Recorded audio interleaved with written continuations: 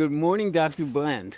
Good morning, Dr. Bowden. What a treat, and we're going to have a little time to wrap here, so We I'm are. looking forward to it. So I want to start with a question out of left field. We're talking about seed oils, and in the consumer market, seed oils have gotten a really bad rap. In my opinion, pretty deserved, but I want to find out how you feel about it. Do seed oils belong with sugar as one of the worst things in the American diet?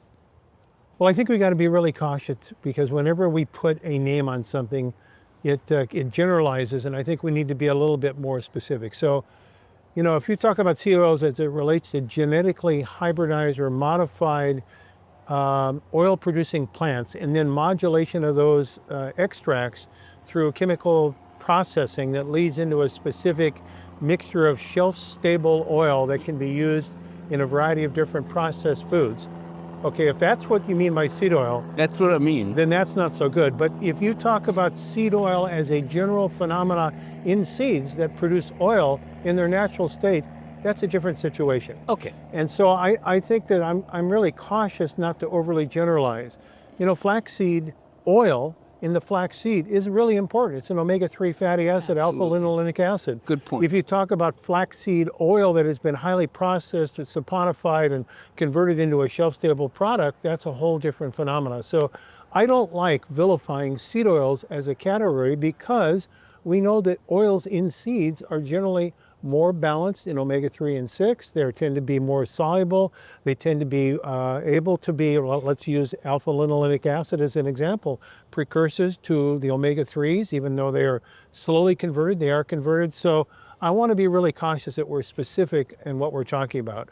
And so I believe eating diets that are rich in the natural oils that we would call seed oils is beneficial. Highly processed oils that have been chemically converted as seed oils, that's a different thing.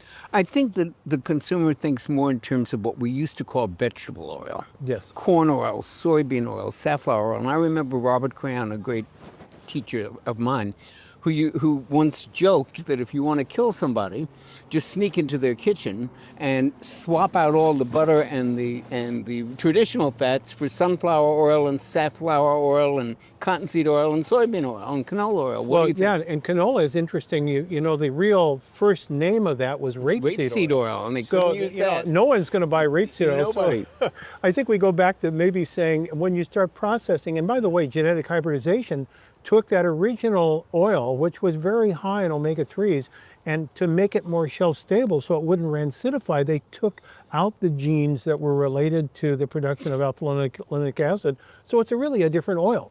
So those are the things that I am really concerned about rather than vilifying oils from seeds in a general phenomenon. What about this omega-6 to omega-3 ratio? Very important, but I think we need to remember omega-6 are still valuable.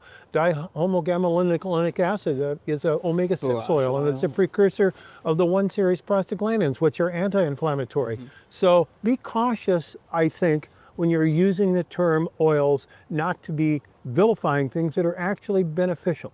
Do we not get far too many omega-6s, particularly from the processed oils? If we're eating ultra-processed foods demonstrated by the things you talked about, sugar and fat of the wrong type, and the appearance then of metabolic syndrome and obesity, absolutely yes. But again, good nutrition, good thought, whole, staying with nature, nature knows best. What else do you use in your kitchen? Well, I think it depends on what you're using it for. Are you cooking? If you're cooking, you want a higher temperature stable oil like peanut oil or olive oil. If you want to use it in salad dressing, you want to use something that is more rich in alpha-linolenic acid. So something like a flaxseed oil is a preferable way to get that into your diet. Perfect. Avocado oil? Absolutely. Yeah. Coconut? Well, coconut, then you get into a whole question of where the coconuts come from, what's the percentage of medium chain triglycerides? Is it a 10 or 12 or an 8 chain link oil? So there's lots of details there. I try to stay away from coconut God is oil. in the details, right? That's right. Good.